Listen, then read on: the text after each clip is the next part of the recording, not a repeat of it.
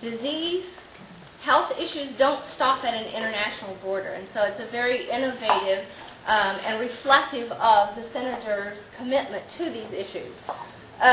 She spearheaded the organization of the Border Legislative Forum, which is composed of legislators on the U.S.-Mexican border with all 10 states.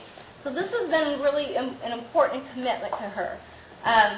But I think the thing that was most impressive to me was the...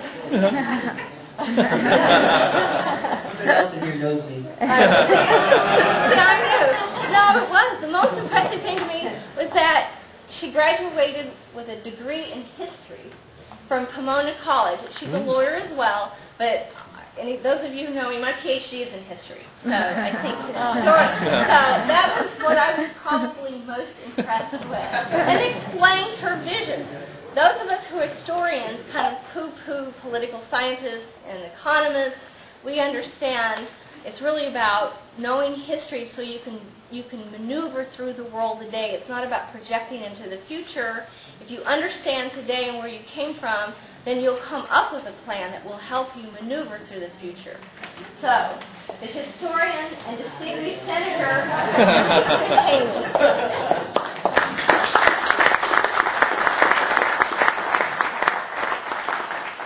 Thank you, Christy.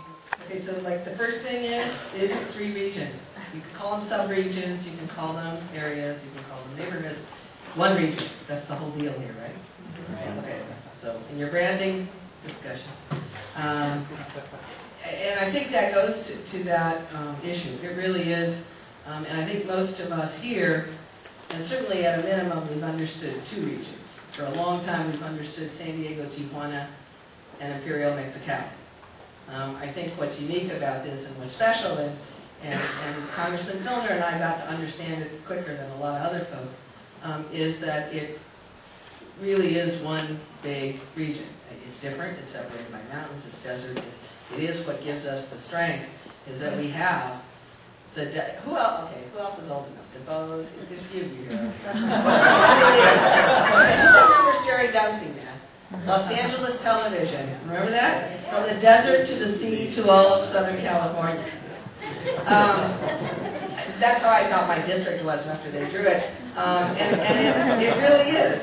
It encompasses all of those things that are the most wonderful about California. We have the ocean, we have the mountains, we have the sea, we have the international border, we have the river, we have the Southern Sea. We have incredible diversity of resources and people in this region. And when you really look at that, and we have had some success, we jumped and started, so I'm really pleased.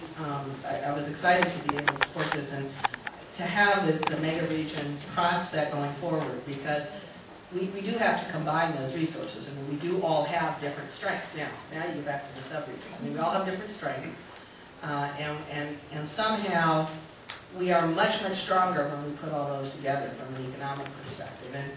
And the border legislators, and this is going to give us a sort of a moving forward advantage, I think. I know Supervisor Carrillo, I know he's going to be here, but I hear he's the new head of the Border Counties Coalition. I am the new vice chair of the Border Legislative Conference. So between us, we have some opportunity to really synchronize those projects. We have an opportunity with the new administration, we think, to make the point that if you really want to stimulate the economy of the country, the first place to look is here on the border region. And the border region, not just the California one, but in fact all the way to Texas. And we've been working with our colleagues in the whole border region to think about how we create that green and sustainable border. So what we're doing here, people are also looking at in Arizona and in Texas, and it's true all across here. We have this, incredible area that is the strength of all of our country. Somebody said, I don't know where they got this number, but it sounds good, so I'll repeat it. That together, the 10 states, well, if you think about the 10 states and the border region in that context, we are the 3rd largest economy in the world, or can be. Because the northern Mexican states are the wealthiest Mexican states. They are the center of production. Tijuana, Mexicali, Juarez, Monterrey, Chihuahua are the strength there. And here you've got California, Texas, Arizona, New Mexico, some of the fastest growing and two, certainly the wealthiest and largest states in the United States. So how do we magnify that? How do we build up to that? How do we build on each other to get what we need from both federal governments? And most of the time what we all spend our time talking about is the infrastructure side and the sustainable environment side. And how do we get people across the border faster? And how do we get the rest of the world, both in Washington and in Mexico City, to understand there's one region, and if you don't let us cross, if you don't facilitate people moving back and forth across the border, if you don't let us have mechanisms that clean water and clean air, and that are joint mechanisms, we can't clean our air. It's the same issue with the health. You can't get better air quality in the Imperial Valley without getting better air quality in Mexicali Valley. It just doesn't work. You can't do that. In San Diego, Tijuana, you can't get water quality for the sea without looking at the New River and the Alamo River. In San Diego, you can't get clean water in the ocean without dealing with the Tijuana River. It just doesn't work. The world was not designed with political boundaries. It was designed, with geographical boundaries. Where they put the political boundary had no relationship to the watershed, had no relationship to how rivers flow, had no relationship in this area at least. In Texas, at least, they drew the line along the river, right? Here, the rivers crossed the line. So we really need to look at that. We talk about airports, we talk about travel, we talk about trains, we talk about the megaport that they're putting in Colonet. Big question, where is that train going to land when it comes from Colonet? If it bypasses us, that's not good. Better it should land here than in Yuma. Because it's part of the region and it helps us make some of those things happen. So trying to get those planning decisions to sync up.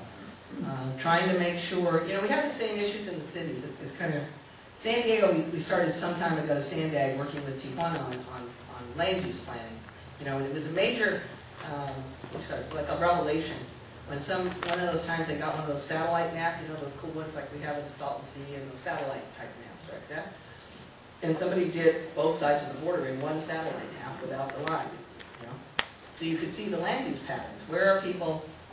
You have to do it that way. And the same kind of thing that happens, it's got to be happening here. It happened in San Diego in areas like Carlsbad and Oceanside, which once upon a time were 5 miles apart, and then went like this, right?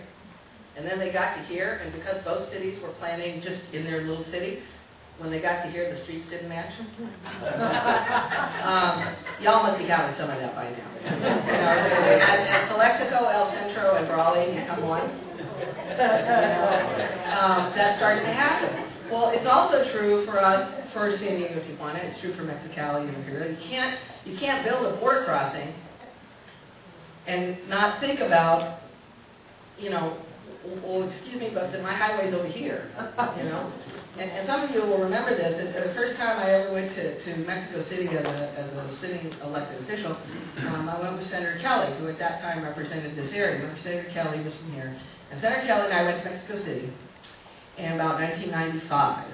And we sat down with the ambassador, the American ambassador to Mexico City, and we said, you guys did this NAFTA thing, and you built, you said you're going to do these new border crossings.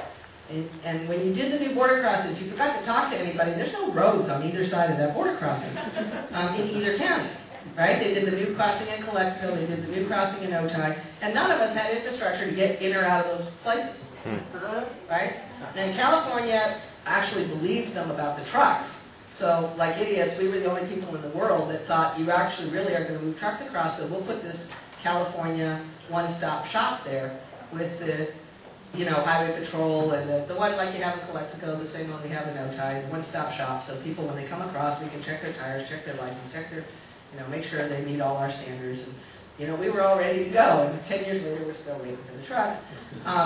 But we get trucks every day. I mean, we're not getting the inland ones, but we get them, and we still are waiting 2 hours to cross borders. We've got the 2-hour waits. Calexico's in Mexicali is almost as bad as Tijuana now, until we get some more border crossings. I keep trying to tell them that the best fence is the border crossing.